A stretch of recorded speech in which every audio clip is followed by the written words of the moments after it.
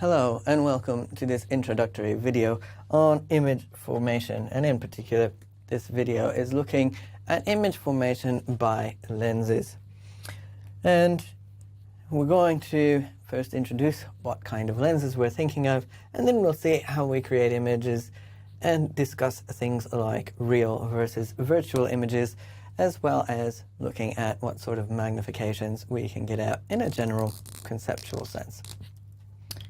So to begin with, we have two types of lenses. The first type is your so-called convex lens. That is one which is also known as a converging lens. And we also have concave lenses, which are known as also your diverging lenses. And we'll see where those names come from in a moment. They have to do with exactly how, when rays encounter these and refract through them, what happens to the direction in which those rays were traveling. So a very key property of both types of both of these types of lenses is something called the focal point. And the focal point is located along what we call the optical axis. So that is just an axis perpendicular to the lens through the middle. And the focal point is a special one on the optical axis.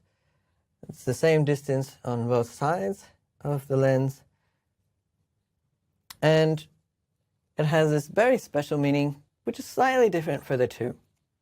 So the focal point in the convex lens case makes a lot of sense.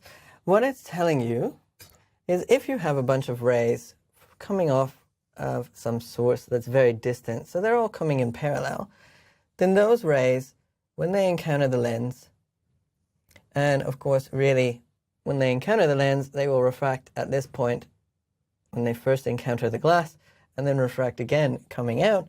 But we tend to ignore that and assume for this part of ray tracing that we're just going to draw them as interacting with this one at this one point and being deflected as a result of the total refraction that happens from the two interactions with the edges of the lens.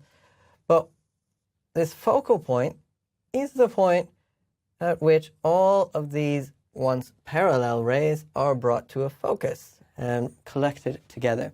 So that's what the focal point of this convex lens does.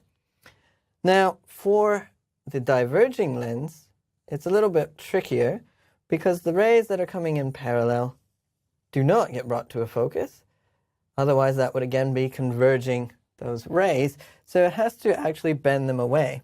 But the way in which it does that is a sort of specific thing that has to do with basically asking, if you imagine coming from the focal point, what would that look like?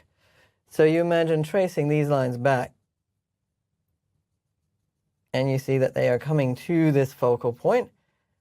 So on this side, the idea is that those rays look like they've come from the focal point.